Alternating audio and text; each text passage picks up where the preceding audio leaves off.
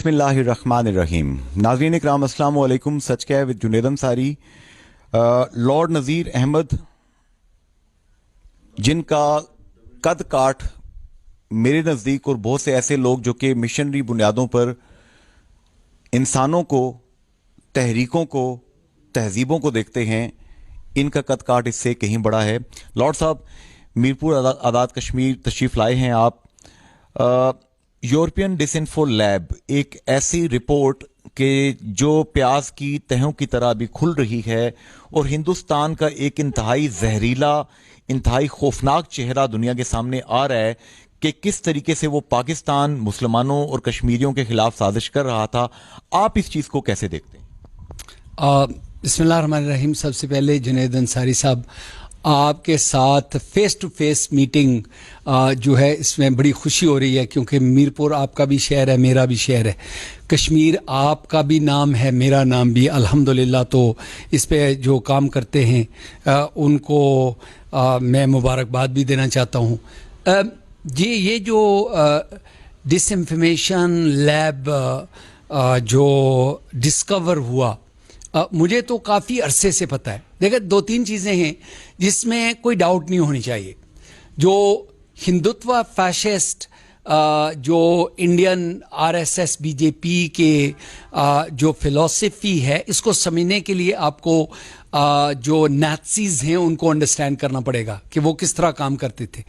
और फिर modern day में आपको ये देखना चाहिए कि जो जिनका बेसिकली अपनी मजहबी एक्सट्रीमिज़म के ऊपर, वो अपनी नेशनलिज्म के ऊपर वो सारी सपोर्ट लेके आगे बढ़ना चाहते हैं, तो उनके जो तरीक़ाकार हैं वो क्या हैं?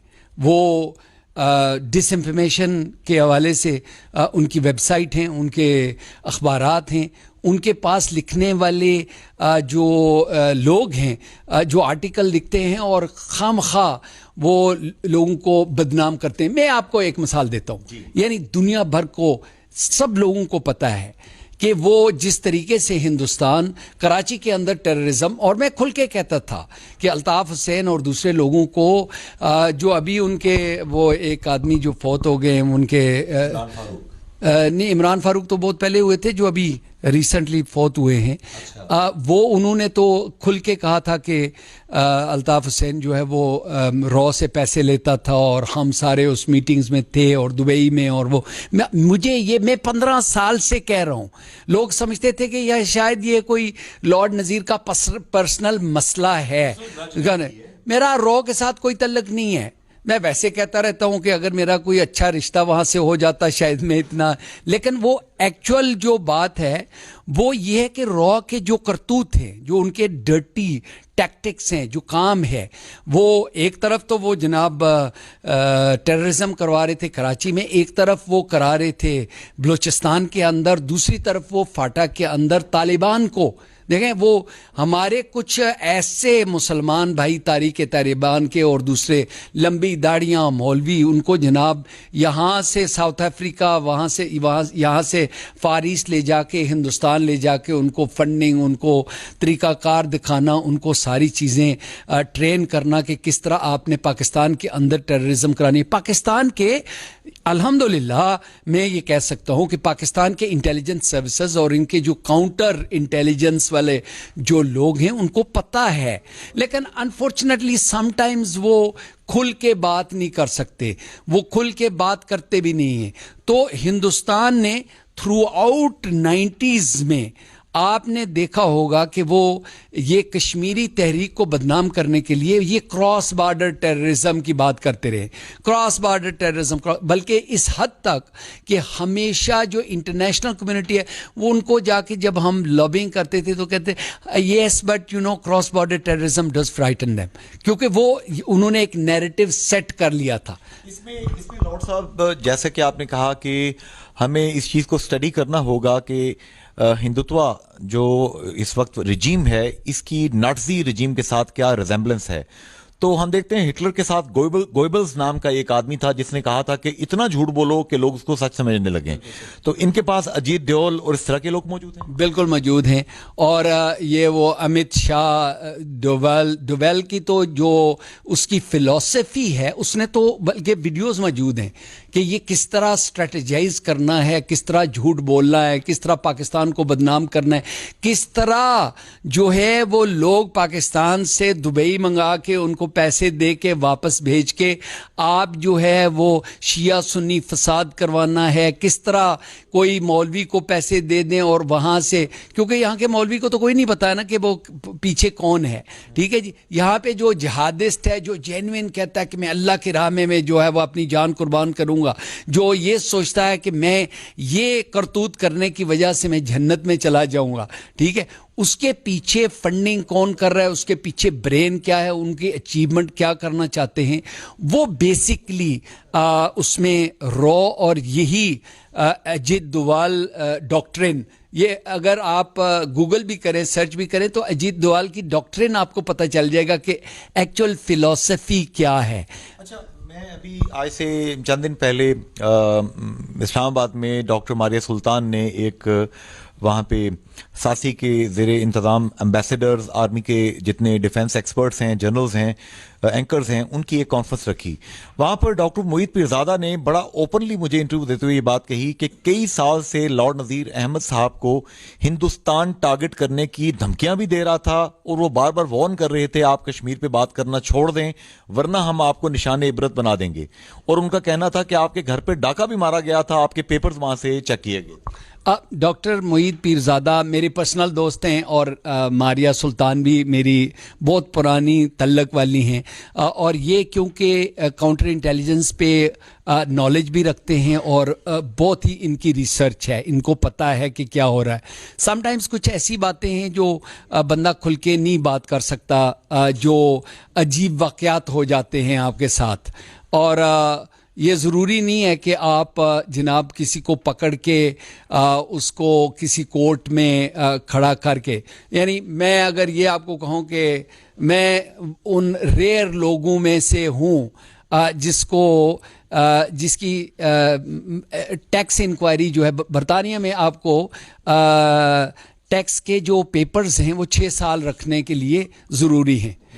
मेरे जो है वो 12 साल के डिमांड किए गए थे और आखिर उनको जब कुछ नहीं मिला तो उन्होंने 20 साल के जो है वो मुझे कहा कि ये इनवॉइसेस 20 साल पहले की जो आपकी वो फलान जो कंस्ट्रक्शन कंपनी के जो कंस्ट्रक्शन की थी वो 20 साल पहले, 18 साल पहले इसकी इनवॉइस जो है वो ये हमें जेन्युइन नहीं लगती। अब क्या वो कंपनी है या नहीं, वो कहाँ गए।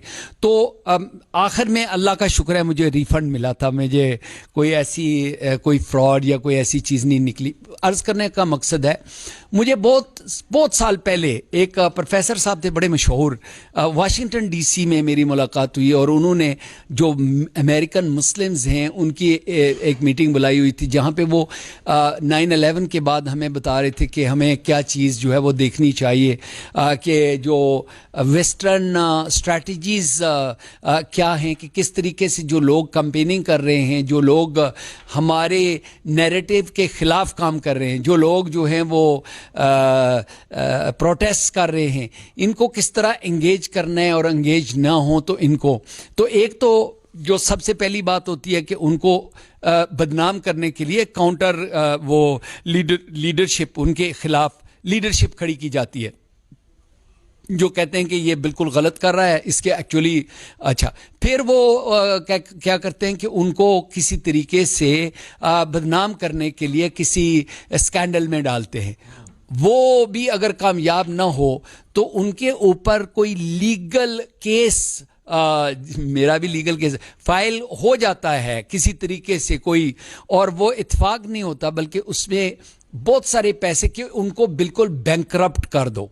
और सबसे आखिरी उनका वो होता है जो कि फिदाइन करते थे, असैसिन्स हायर करके लोगों को शहीद भी करवा दिया जाता है। असैसिन्स बताने में तो नहीं है, लेकिन कहीं और जगहों पे है। लेकिन यानी ऑब्वियसली ये जो स्ट्रेटजिस्ट हैं वो इस तरह के काम करते हैं।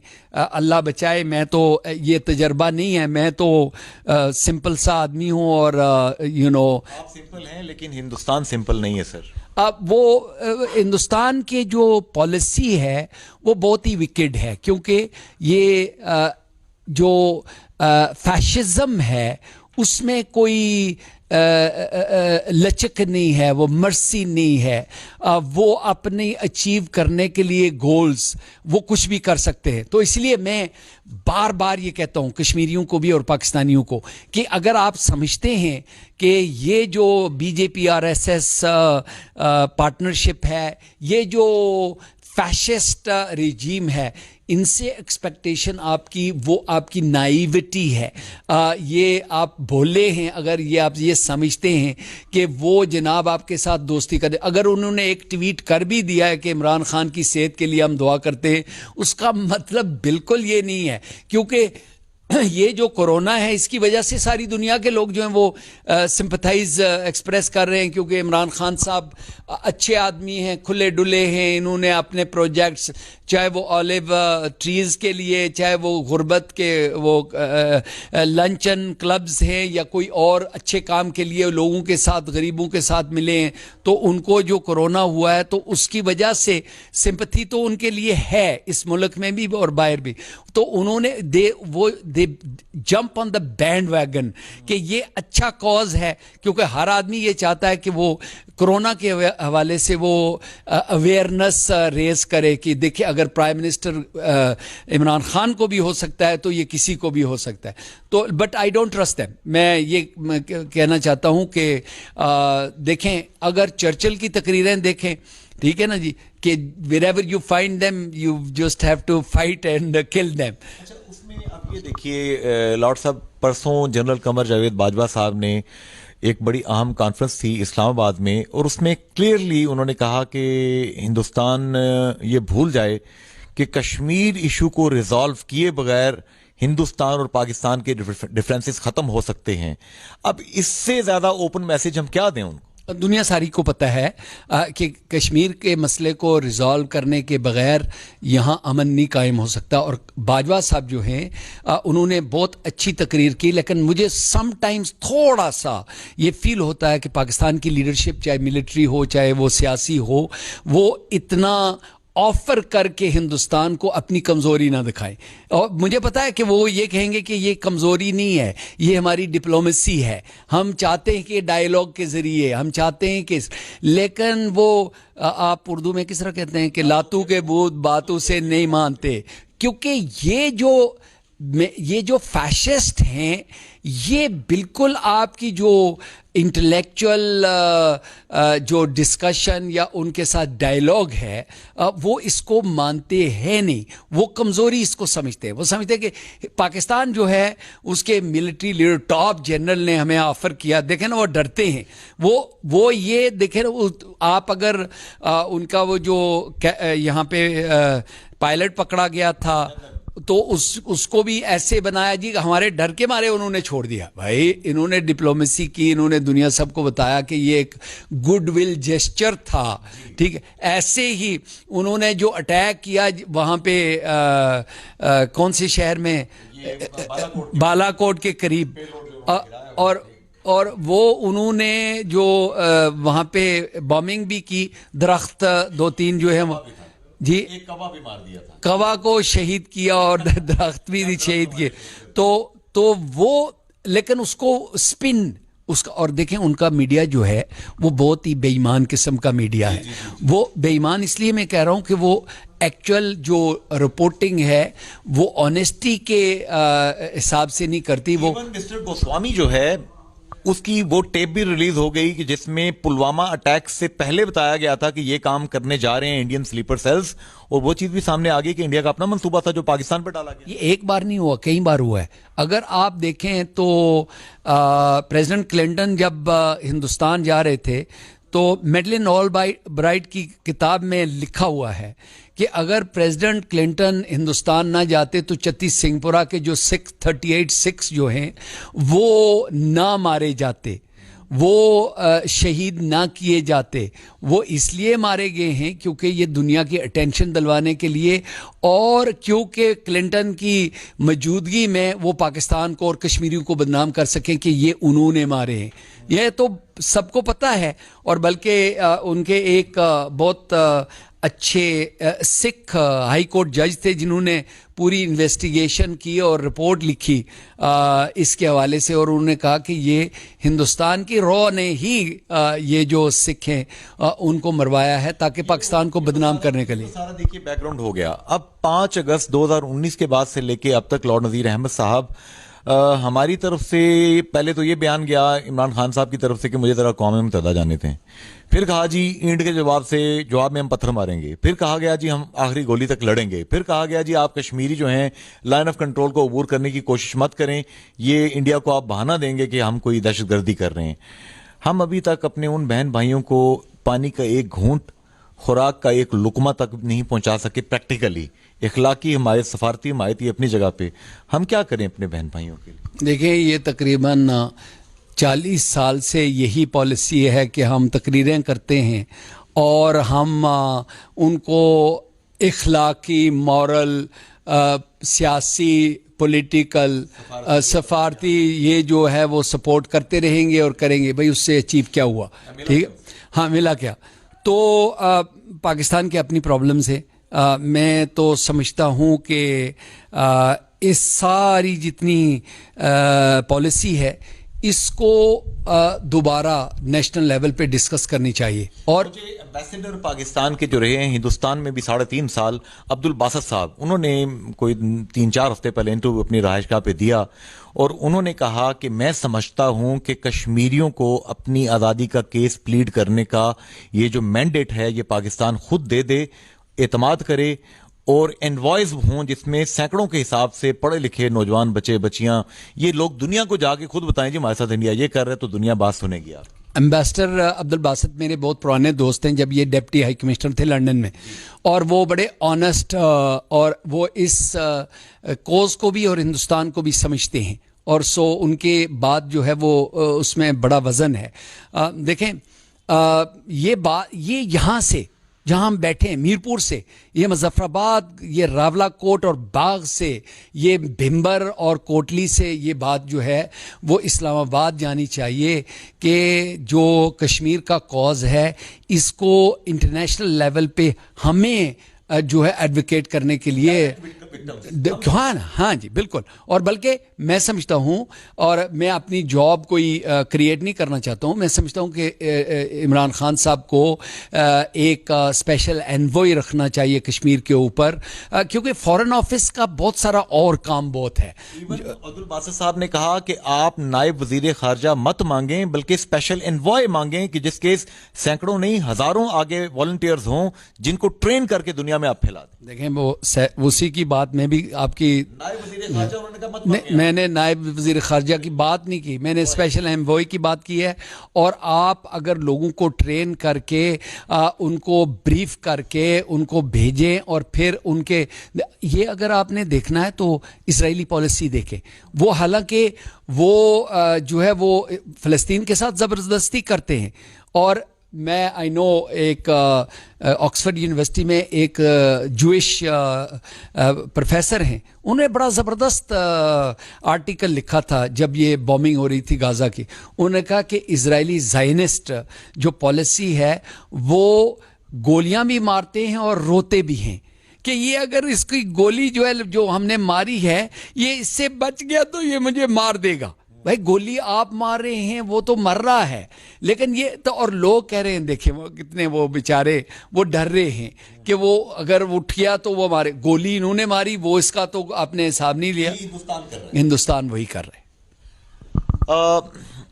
अभी डीजीएमओ लेवल की एक मीटिंग हुई है, हाई प्रोफाइल मीटिंग। पाकिस्तान और हिंदुस्तान की अस्करी क़यादत ने 2003 के जनरल मुशर्रफ के सीज़ फायर लाइन मुआहदे को उन्होंने उसकी तजदीद की है।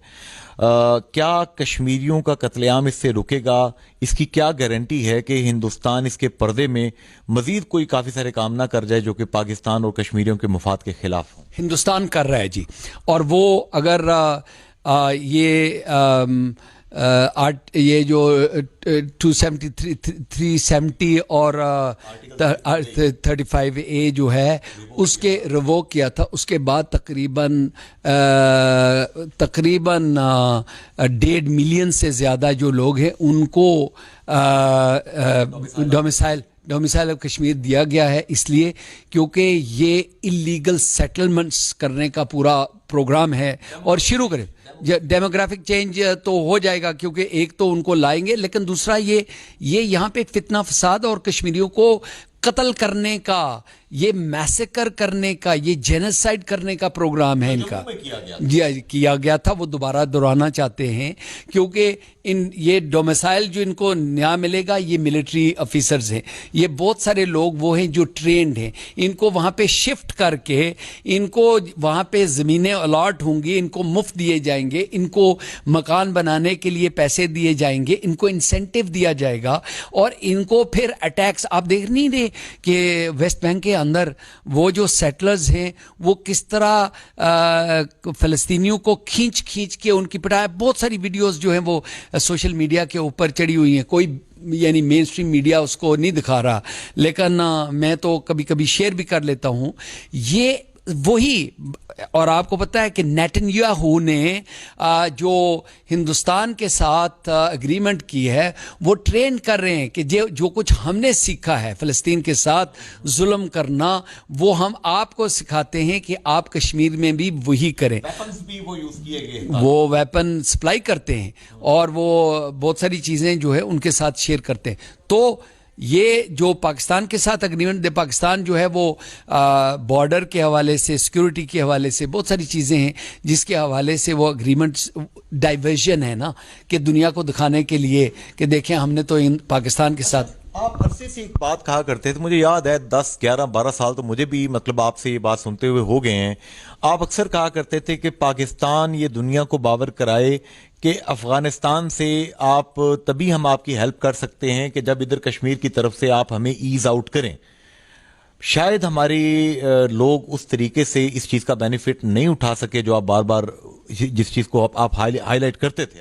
देखिए, पॉलिटिकली और डिप्लोमेटिकली जब तक आप किसी को कोई इंसेंटिव नहीं देते, वो they don't take you seriously, ठीक है ना जी। अगर आप कहते हैं कि भाई आप फंसे हुए हैं अफगानिस्तान के अंदर, ठीक है, आपकी पॉलिसी अफगानिस्तान के अंदर जो, उसमें हम आपकी मदद करते हैं, आप इस तरह करें कि आप हमारी ये कश्मीर और हमारी जो सिक्योरिटी कंसर्न्स हैं उसमें आप हमारी मदद करें। मियां नवाज शरीफ साहब के दौर में हमारे पास वजीर खारजा भी नहीं था, 5 साल हमारा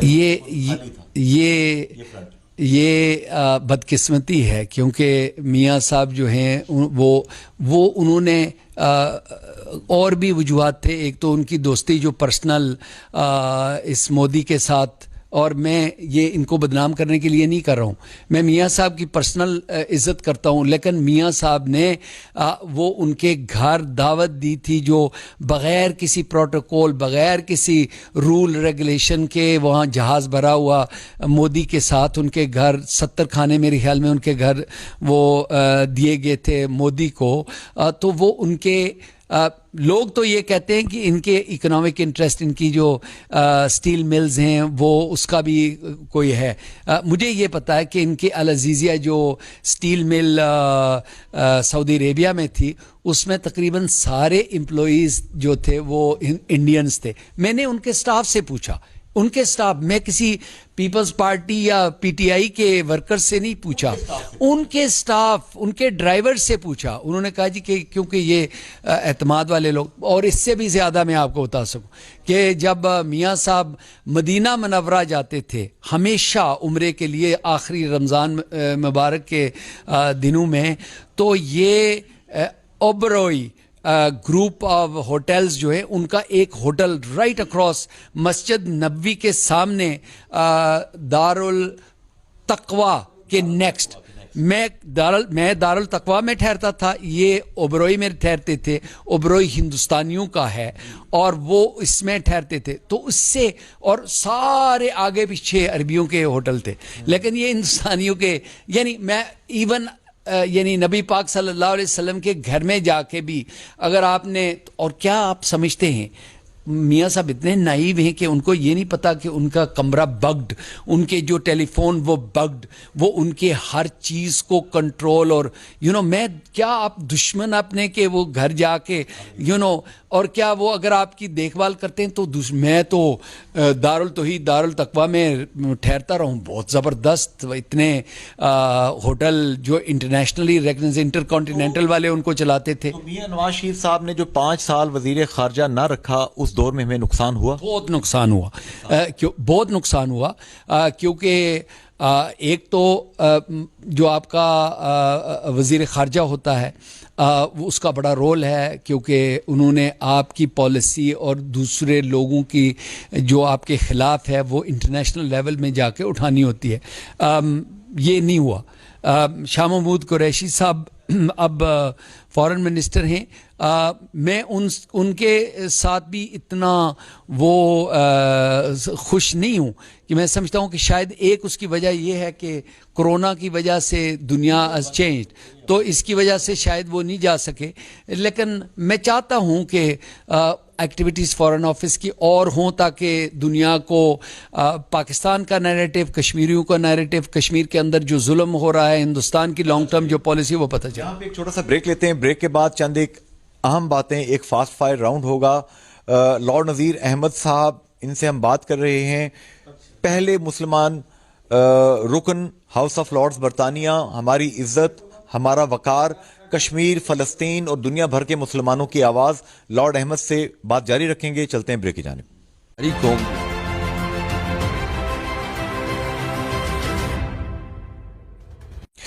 जी नाजरीन, वेलकम बैक। लॉर्ड नज़ीर अहमद साहब से कुछ बातें हम कर रहे हैं, कश्मीर, पाकिस्तान, उम्मत मुस्लिमा और जो चैलेंजेस हैं हमारे सामने। लॉर्ड नज़ीर अहमद साहब, अब आज़ाद कश्मीर में 2021 का इलेक्शन टाइप कोई चीज़ आ रही है। जो लोग इस सिस्टम पे बिलीव करते हैं वो कहते हैं जी कि ये आज़ादी के बेस कैंप की हुकूमत का एक इलेक्शन है, और काफ़ी सारे कश्मीरी कहते हैं कि ये municipal corporation of Azad Jammu and Kashmir जो एक बनी हुई है, जो कि एक अजीब सी स्पाइनलेस सी गवर्नमेंट है, इसका इलेक्शन है। आप क्या समझते हैं? बड़ी बात है। देखिए, मैं इसमें ज़्यादा क्रिटिसाइज़ नहीं करना चाहता हूँ, लेकिन ये बेस कैंप नहीं है। बेस कैंप अगर होता तो बेस कैंप का जो रोल है वो बड़ा डिफरेंट होता।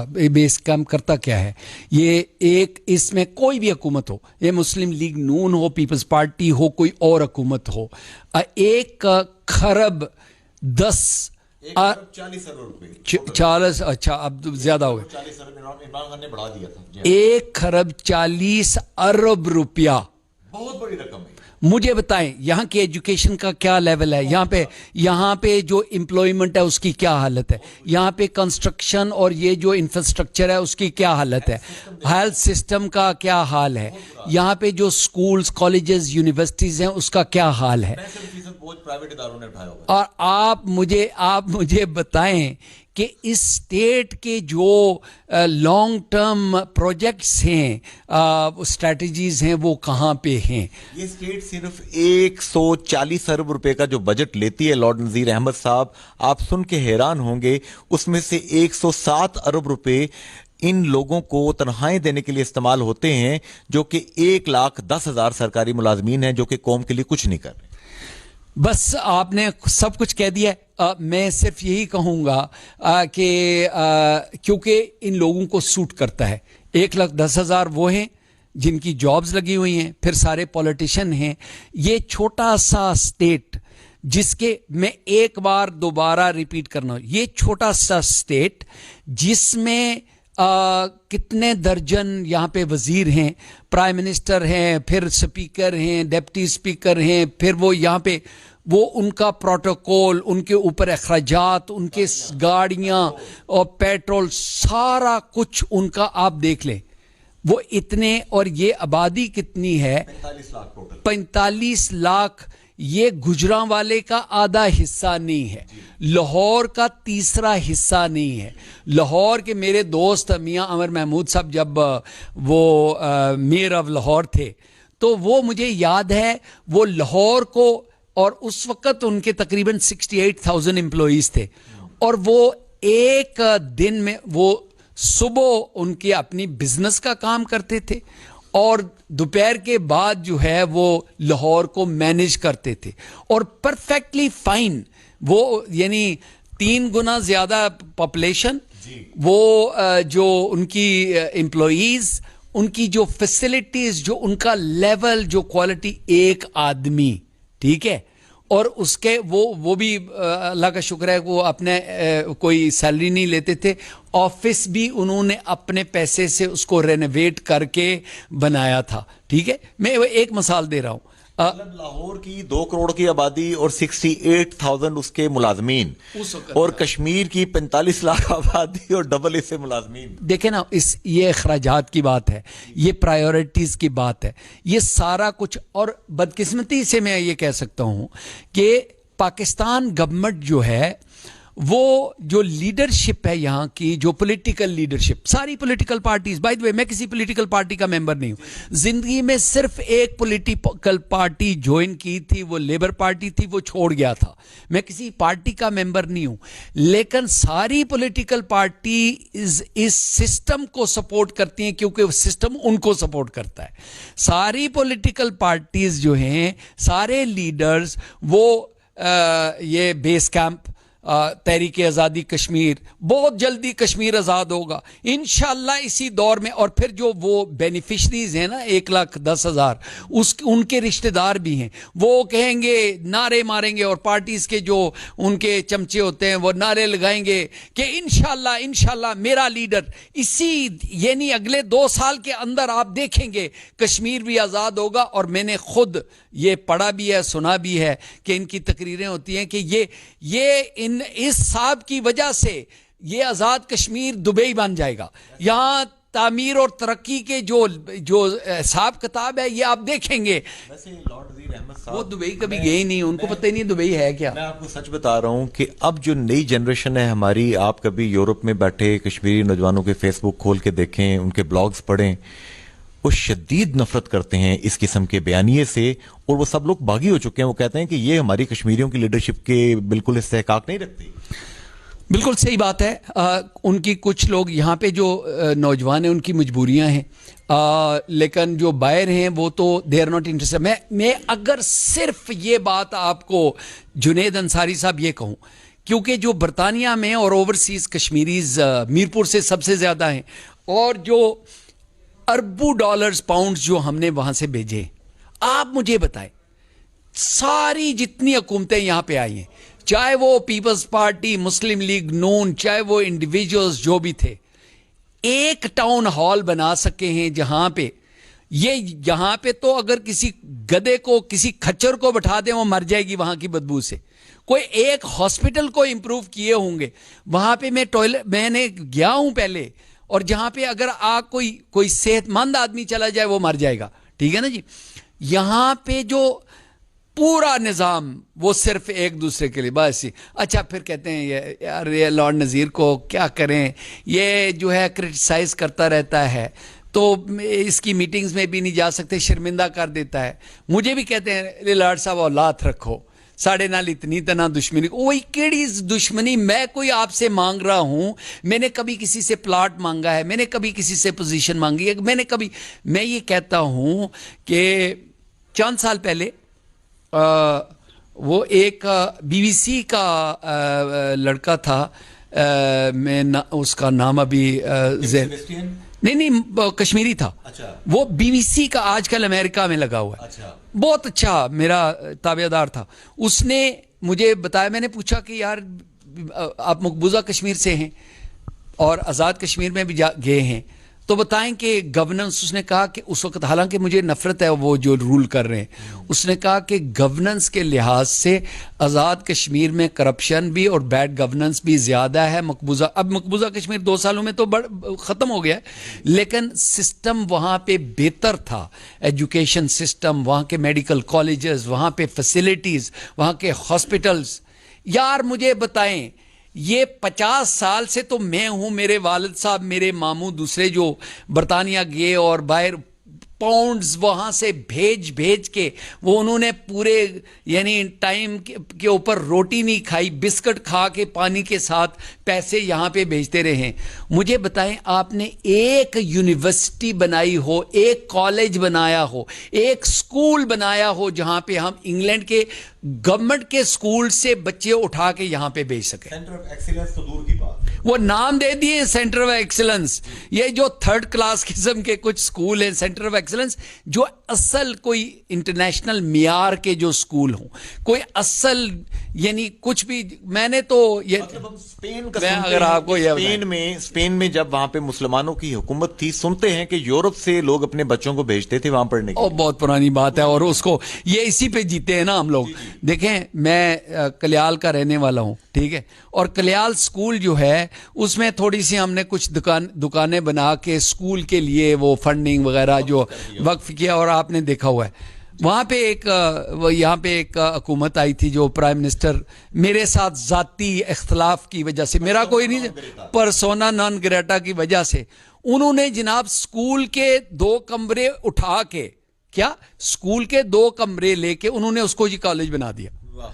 6 बच्चे वहां पे पढ़ते थे और 10 टीचर, उनकी सैलरीज और सारा कुछ। और वो पहले तो नारे और उनके बैनर्स और सारा कुछ, जी कॉलेज बन गया जी कल्याल कॉलेज। 6 बच्चे पढ़ते थे, फिर उससे 12 हो गए मेरे ख्याल में, और इतने टीचर्स, और उसका मियार हो नहीं सकता इंटरनेशनल लेवल। तो ऐसे ही यहाँ पे इन्होंने जॉब क्रिएट की, अपने रिश्तेदारों को, अपने दोस्तों को, अपने सपोर्टर्स को जॉब्स दी। तो ये नहीं, ये बदकिस्मती है। आपकी इमरान खान साहब से, प्राइम मिनिस्टर पाकिस्तान से मुलाकात थी लेकिन कोरोना की वजह से वो मुलाकात पोस्टपोन हुई है, और मैं भी उस वक्त तक नहीं जाता जब तक वो ठीक नहीं होते। अल्लाह उनको सेहत दे, जिंदगी दे। इमरान खान साहब के मुतालिक सरदार सिकंदर हयात खान साहब ने अभी 4 हफ्ते पहले मुझे इंटरव्यू देते हुए कहा कि ये वाहिद बंदा है जिससे मुझे लगता है कि ये मुल्क से करप्शन खत्म करना चाहता है। दीगर बहुत से लोग मासवा अपना मुस्लिम लीग नून के मैक्सिमम लोगों का ये कहना है कि इमरान खान के अंदर विल भी है और ट्रैक रिकॉर्ड भी ऐसा ही है। आप क्या समझते हैं, क्या खान साहब में विल है कि मुल्क सही डगर पे चल पड़े? देखिए, विल भी है, कमिटमेंट भी है, और उनके जो पुराना ट्रैक रिकॉर्ड है वो भी है।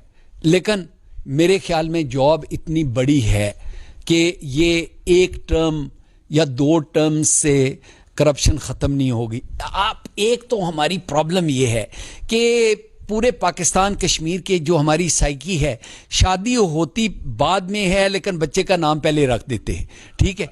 हमारी प्रॉब्लम ये है कि हमारी एक्सपेक्टेशन इतनी ज़्यादा होती हैं कि जनाब ये आएगा मैजिक। देखें ना, इसीलिए प्लीज़ माइंड ना करना, ये ना समझना कि ये कोई नॉन बिलीवर है। देखें, ये खुद मेहनत नहीं करते, पीर साहब के पास चले जाते हैं, तवीज़ दे मेरा बेटा हो जाए।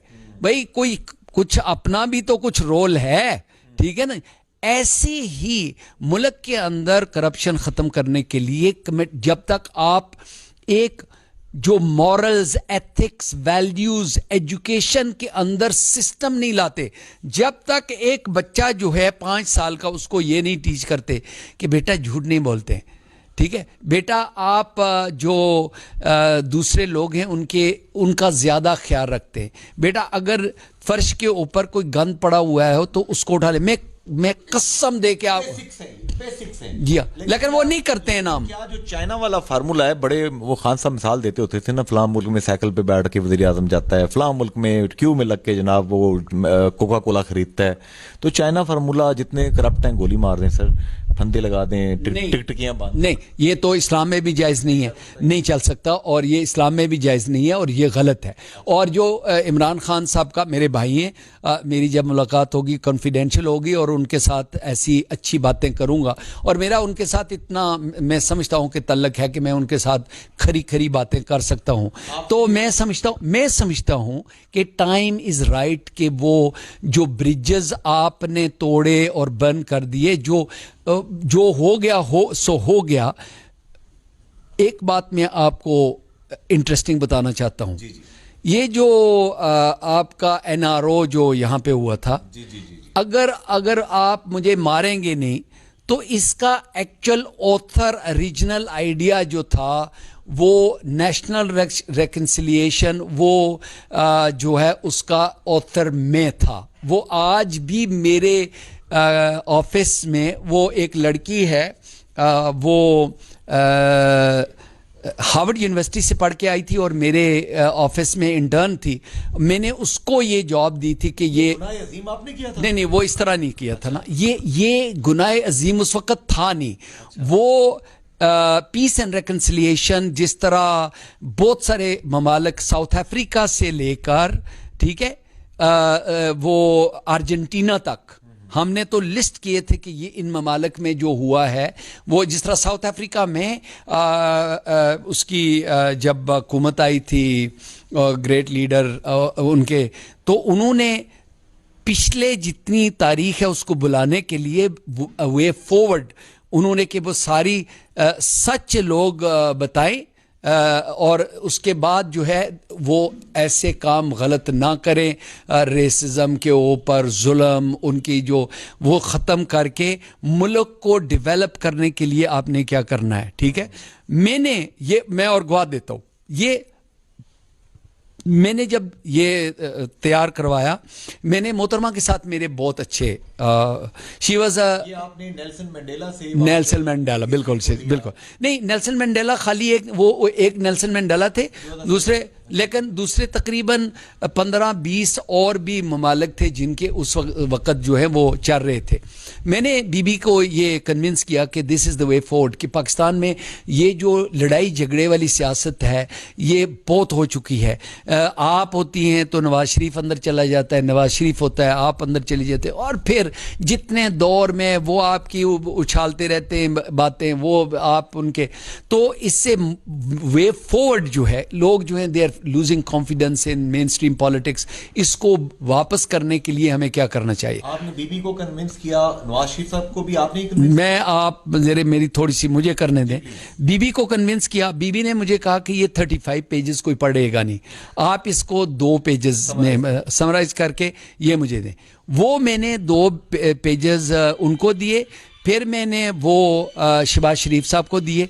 ठीक है जी, और क्योंकि मियाँ साहब से मेरा उस वक़्त मुलाकात जो है वो शहबाज शरीफ, फिर मैंने, क्योंकि परवेज़ अलाई साहब जो हैं ये उस वक़्त चीफ मिनिस्टर थे पंजाब के, ठीक है, दूसरे तो लंदन उनसे मुलाकातें थी, तो परवेज़ अलाई साहब मुझे याद है कि वाल्थमस्टो उस वक़्त तशरीफ़ लाए, और आप उनसे आज भी जाके पूछ सकते हैं। उनके वालिद मोहतरम फौत हुए थे, मैं अफसोस के लिए गया, और इससे पहले मैं उनको ये जो है ना ये आइडिया दे चुका था।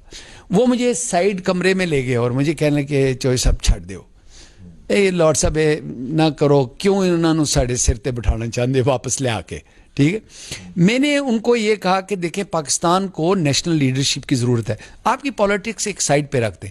मैं आज भी ये कहता हूं कि जो बलोची नेशनलिस्ट बल्कि टेररिस्ट है उनको एंगेज करना बड़ा ज़रूरी है। मैं ऐसे ही MQM के बारे में इतना नहीं करता था क्योंकि ये फैशिज्म और हिंदुस्तान से पैसे लेके रो से जो भी पैसा, और वो बलोची भी अब ले रहे हैं क्योंकि मुझे पता है वो जो लेके जो टेररिज्म करते हैं उनके साथ नेगोशिएशंस नहीं हो सकती जब तक वो उसको छोड़ ना दें। लेकिन जो सियासी लोग हैं उनके साथ आपको बैठ के, अगर आप बार बार कहिए चोर हैं, मैं इनके साथ नहीं करूंगा, मैं इनको अंदर करके, मैं इनके भाई मेरे भाई, मैं अगर आपका प्रोग्राम देख रहे हैं तो मैं उम्मीद करता हूं कि वो माइंड नहीं करेंगे। ये उनको इस तरह जो है वो ज़रूरी है कि देखें समटाइम्स जो है वो आपको सिर्फ नज़र आता है कि ये लड़ाई झगड़ा कर रहे हैं, लेकिन एक्चुअली उनके बिहाइंड द सीन्स जो हैं वो डायलॉग चल रहा होता है। मैं चाहता हूं कि डायलॉग हो, बल्कि मैं ऑफर करता हूं कि जब मैं उनको कोविड के बाद उनको मिलने के लिए जाऊं, मैं उनको ऑफर करूं तो वो मुझे कहें कि नज़ीर आज तुम जाओ और मियां साहब से मिलके अगर कोई तरीका निकलता है पाकिस्तान के लिए, ठीक है। और देखे ना, अगर तो आप यानी 2.5 साल हो गए ना, अगर आप कहते ये रसीदें हैं, ये जो पैसे इनके ये अकाउंट से मैंने इनके पैसे जो है वो सीज कर लिए, ये मैं वापस ला रहा हूं, अब इनको मैं, तो then I can't say anything. अगर आप मैं उन्हें ऑफर, क्योंकि मेरे तल्लक है ना जी उनके साथ, मेरे बड़े नहीं मियाँ साहब के साथ भी मेरे तल्लक हैं। अरे मैं अभी मेरा केस हुआ है तो उन्होंने मुझे इसहाक डार साहब के ज़रिए पैगाम भेजा। इससे पहले जो चैलेंजेस थे उनकी वजह से भी देखें। वैसे आपस की बात है लॉर्ड साहब, मियाँ साहिबान को अगरचे समझिए कि एक गाली टाइप चीज बनाने की कोशिश की गई है, लेकिन अब भी पंजाब की अक्सरियत मियां नवाज शरीफ और उनकी फैमिली के साथ, उनके पॉलिटिक्स के साथ है, इनको हम माइनस नहीं कर सकते। बिल्कुल सही बात है, और इसलिए मैं कह रहा हूं कि उनको एंगेज करना। शहबाज शरीफ साहब के साथ मेरे बहुत अच्छे तल्लक हैं, बल्कि जुनेद अंसारी के साथ इतने अच्छे तल्लक ना होंगे जितने वो उनके साथ मेरे अच्छे तल्लक हैं। एंड आई एम श्योर इज्जत और एहतराम के साथ। देखो मैंने क्रिटिसाइज किया है ना, मैं जब वो प्राइम मिनिस्टर थे उनकी क्रिटिसिज्म करता था, मैं जनाब और लोगों की भी क्रिटिसिज्म करता रहा हूं। जुमला कहा था कि फवाद हसन फवाद साथ थे जब मैंने इनको करप्शन के सबूत दिए थे चौधरी मजीद एंड कंपनी के, इन्होंने कहा था कि हम एक्शन लेंगे, एक्शन नहीं लिया इन्होंने। बिल्कुल सही बात है, ये बिल्कुल सही बात है। आखिरी बात है, आपके साथ हाजी मोहम्मद सलीम मरहूम रहमतुल्लाह अलैह जिन्होंने KIC बनाया था, अल्लाह की मेहरबानी से अभी 2 रोज कबल कैथ लैब जो है वो बन गई है और वहां पे अब दिल के ऑपरेशन, एंजियोग्राफी, एंजियोप्लास्टी, स्टंटिंग शुरू हो जाएगी। अब इसी तरीके से यहाँ पे आप जानते हैं कि मीरपुर में चौधरी जहूर साहब ने किडनी डायलिसिस सेंटर साइका जहूर के नाम पे बनाया था। 5 करोड़ रुपए का सालाना उसका बजट है। आजकल वो थोड़े से मसाइल का शिकार हैं, कोरोना की वजह से बजटिंग उसकी थोड़ी सी डिस्टर्ब हुई है। मैं चाहूंगा कि लोगों को एक अपील ही कर दें, इंग्लैंड के, मीरपुर के, पूरी दुनिया के लोग सुनते हैं आपको। बिस्मिल्लाह रहमान रहीम। मैं जो हाजी सलीम साहब का बहुत सारा चैरिटेबल वर्क था और मैं उसको सपोर्ट करता हूँ। नबी पाक सल्लल्लाहु अलैहि वसल्लम की हदीस मुबारक है, खैरुन्नास मन यनफउन्नास, और उन्होंने बहुत काम यहाँ पे किया है। और जितने भी लोग चैरिटेबल काम करते हैं उनको, जो अच्छे करते हैं, बाय द वे मैं ये भी कहूँ कि कुछ लोग मैं जानता हूँ जो क्रोक्स हैं, और जो क्रोक्स हैं उनको पैसे ना दें, लेकिन जो अच्छे लोग हैं जिनका काम आप देखते हैं, डायलिसिस मशीन हो, चाहे वो कार्डियोलॉजी को हो, जो मुझे पता है, मैं उसको सपोर्ट करता हूं। और डायलिसिस सेंटर जो है वो डेस्परेटली उसको फंड्स की ज़रूरत है। मेरे एक दोस्त हैं ख्वाजा तालब साहब, वो उनके किडनीज ख़त्म हो चुके हैं, वो भी बता रहे थे। बहुत सारे और दोस्त, मैंने विज़िट भी किया है। मैं उम्मीद करता हूं कि मेरे कश्मीरी पाकिस्तानी बहन भाई इस मुल्क दुनिया भर में जो है वो फंडिंग देंगे, क्योंकि आखिर में मैं एक बात करना चाहता हूँ आपके प्रोग्राम के ज़रिए ही, क्योंकि डॉक्टर अख्तर मलिक मिनिस्टर पंजाब से अभी तशरीफ़ लाए इस कमरे में, और चौधरी कमर ज़मान शहज़ादा अराई वो भी वहाँ से तशरीफ़ लाए हैं, तो उनको मैं वेलकम करता हूँ। राय मोहम्मद नवाज़ खरल, ये मेरे बहुत पुराने दोस्त, ये खुद पुराने नहीं है, जवान हैं, लेकिन क्योंकि ये तशरीफ़ लाए हैं और इनको भी ये प्रोग्राम चल रहा है। लेकिन जुनेद अंसारी साहब का सारे पूरे कश्मीर से जो सबसे ज़्यादा जो वायरल होने वाले वीडियोज़ हैं वो इनके सबसे पहले जाते हैं, और सेंसेशन भी होता है समटाइम्स जो है वो यहाँ की जो ख़बरें, अंदर की ख़बरें, और आजकल ये बहुत एक्टिव हुए हैं। मुझे कोई शक है कि इनकी फंडिंग बाहर से आती है। बिल्कुल सर, आप भेजते रहते हैं वहाँ से काफ़ी कुछ, दुआओं के बहुत सारे टोकरे। मैं चाहूँगा कि वो कश्मीरी बहन भाई जो पूरी दुनिया में आपको, लॉर्ड नज़ीर अहमद साहब आपको एक उम्मीद की एक किरण के तौर पे देखते हैं, जो देखते हैं कि लॉर्ड अहमद कभी अफ्रीका, कभी अमेरिका, कभी इंग्लैंड, कभी यूरोप, कभी कहीं और कभी कहीं जाकर उनके लाखों शहदा की, उनके लाखों गाजियों की बात कर रहा है। मैं चाहूँगा उन कश्मीरियों को पैगाम दें कि जिनकी आहों के ऊपर भी हिंदुस्तान पाबंदियां और पहरे लगाने की कोशिशें कर रहा है। देखें, अगर आप देखें तो फ़िरौन ने जिस तरीके से अपने लोगों को उनके साथ जुल्म किया, उसके बाद हिस्ट्री भरी हुई है। और फिर आप देखें कि वही हिटलर और नाज़ीज़ ने जिस तरीके से जूइश यहूदियों के साथ जो जुल्म किया और पूरे दुनिया के लोगों के साथ जुल्म किया, तारीख भरी हुई है। तो ये जो जालिम है वो कभी सर्वाइव नहीं कर सकता। इंशाअल्लाह मजलूम जो हैं उनकी अल्लाह मदद करता है, और जो अल्लाह की लाठी है, गैब की लाठी जो अल्लाह की है। देखें, अल्लाह सुब्हान ताला बार बार कुरान में पुकार के फरमाते हैं कि आप तो सिर्फ 313 थे, मैंने हज़ारों फरिश्तों को भेज के उनके साथ वो लड़े और उनको तबाह और बर्बाद किया। तो अल्लाह आपके साथ है, आपके अल्लाह के फरिश्ते भी आपके साथ हैं, और इंशाअल्लाह कश्मीर आज़ाद होगा।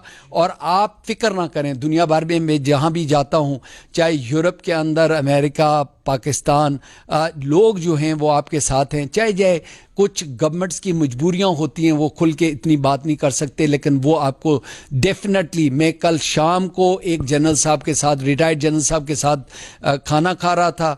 उन्होंने जिस तरीके से अपनी कमिटमेंट कश्मीरियों के हवाले से जो बात, जो हम सुनते भी नहीं हैं उमूमन पब्लिकली, क्योंकि वो पब्लिकली इस तरह बात नहीं करते हैं, मैं तो कर सकता हूँ। तो वो आप ये यकीन रखें कि पाकिस्तान के अंदर, कश्मीर के अंदर आपको लोग सपोर्ट करते हैं। मैं दुआ करता हूँ कि अल्लाह सुब्हान ताला आपको जल्दी से जल्दी आज़ादी दिलवाए। आज का अहम प्रोग्राम आपने देखा।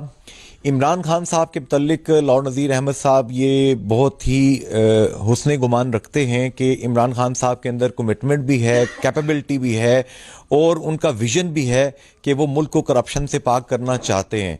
अल्लाह खान साहब को और खातून अव्वल को कोरोना से निजात दे, और इस मुल्क को करप्शन के कोरोना से निजात दिलाए कि जिसने एशियन टाइगर को एक छोटी सी बिल्ली बना के रख दी है। हम बिल्ली नहीं है, इंशाअल्लाह ताला टाइगर बनेंगे।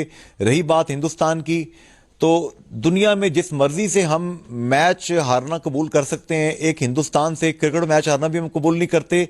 और कश्मीर के हवाले से भी हमें अपनी गैरत, अपनी इज्जत अजीज है, हम हथियार नहीं डालेंगे। इंशाअल्लाह कश्मीर आज़ाद होगा। आमीन। फी अमान अल्लाह, हाफिज़, गुड बाय।